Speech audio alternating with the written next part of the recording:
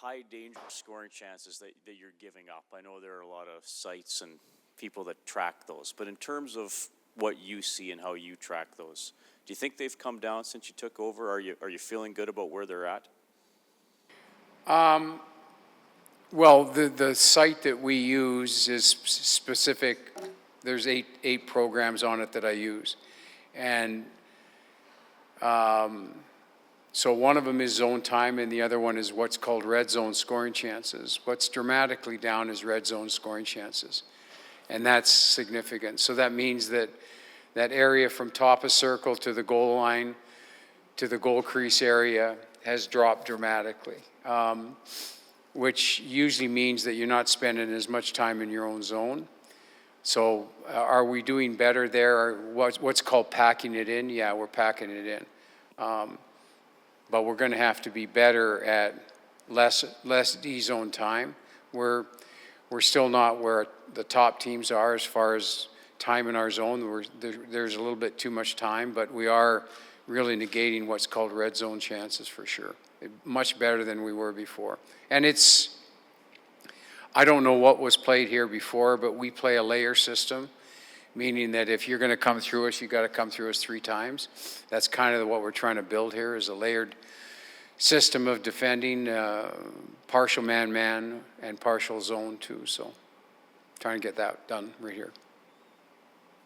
You had Puljujärvi out there for the last minute of the game last night. What have you seen from him, and what has he done to gain that kind of trust? I really trust him. I trust his conscience. He's got a tremendous stick. I said this before, you don't get to be as good on angles and stick positioning and being able to hide your stick. And he did it again in the last part of that thing. He hit his stick and then popped it out. You don't get that stuff unless you're well coached at a young age. So someone along the line when he was 13, 14, 15, 16, at a very young age, taught him proper body positioning on checking. And I don't know where his offensive numbers are. When you see him at practice, you saw him again today at practice, he scores every time.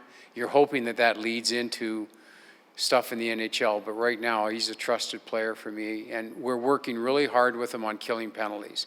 You know, we're trying to get the swoop out of killing penalties, but if we get that, then we've got a real top line, third line player to start his career right now, and we can build it from there. So I would think the progress he's made in the next couple of weeks, he'll be out there killing penalties, and now you got a complete guy that you can play 15, 16 minutes every night.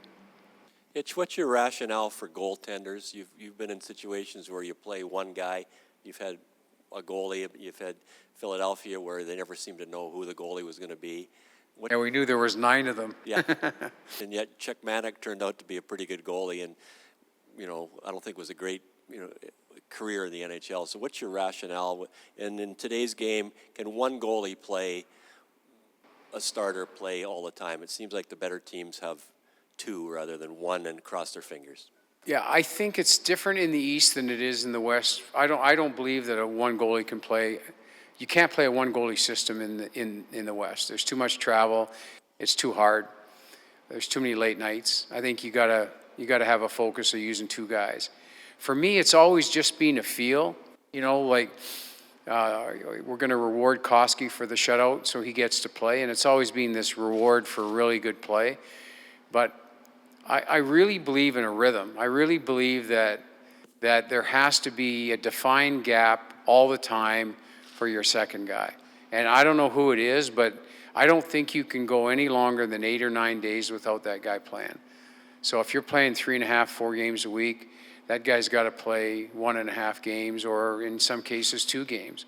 And I really believe in doing that. I believe in the rhythm and 2 guys. And like I said to people before, we are in a very unique position where we've got 2 starting goalies, and we've got 2 goalies that can win games and have won us points already by themselves.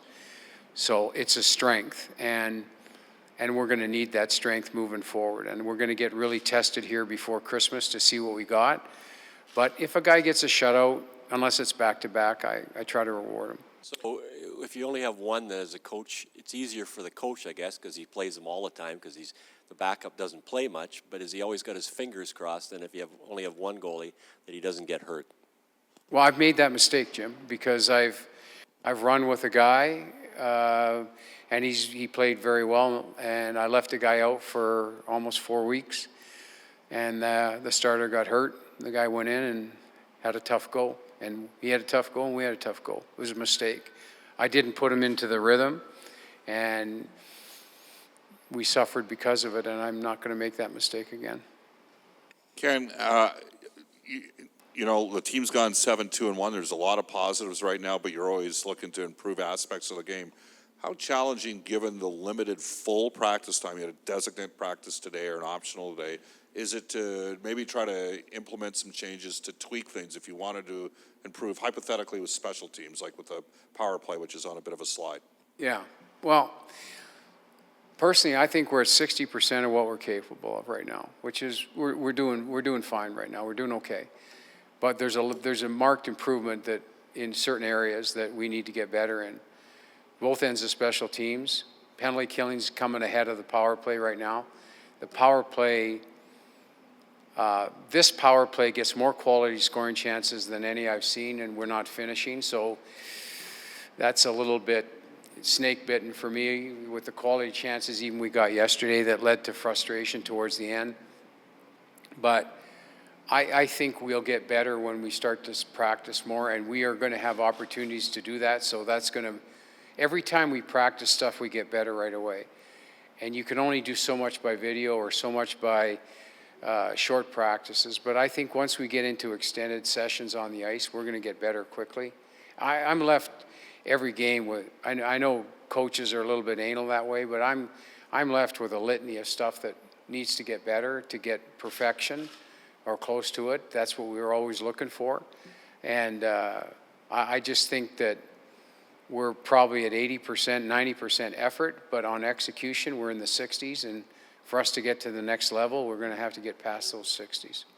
Ken, on the ice today was a couple of guys on the IR. Do you have an injury update on Drake Caggiula or Tobias Reeder? They were both full participants today. We'll see how they feel later. So both guys went twice today. They went early in the day for about an hour, and then they came back to us for 30 minutes. So they were on for long sessions today. Both are going to make the trip, and sometime on this trip, hopefully, our potential to play. Couple of quick ones. The goalie that you left sitting out too long where it didn't work, was that in Dallas?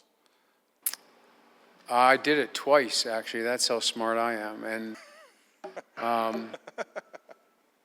you know, I just, you don't think properly sometimes because you're so involved in the wins, Mark. And I just, I've learned over time that rhythm is everything for goaltenders. And you can have a guy that's playing as a backup, and he's playing every 10, 12 days. But as long as he knows when that is, mentally he gets into a proper rhythm. It's not stop and start or start and go or whatever. And it helps them, and they appreciate it. And they know when they're going to play, and you designate those games, and you stick with it. And I think that's a big lesson that I've learned over time. You've had a lot of Finns over the years, you know, different guys from Lettinen to Teppo, all those guys. What's Koskinen like? Because with us, he's very quiet and hard to get to know. Do you know him well, and what kind of guy is he? Well, he's, you know, it's like Sergei Zubov said, he's a real pro. He's a tough guy. He's a real tough guy. Not much bothers him. He, good, bad, he moves on quickly. And what I mean by tough guy is he's pushing the coaches. He's pushing the goalie coach. He's pushing me. He wants to know immediately. He lets go of the game right away and wants the details of what he needs to get better. He's a pro's pro, but one thing he is he's a tough guy. Like, he's way harder on himself than any of us are.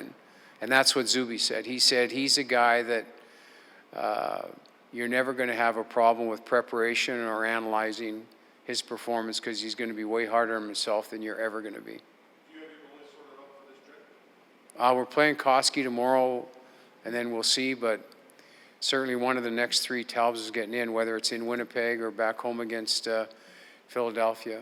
So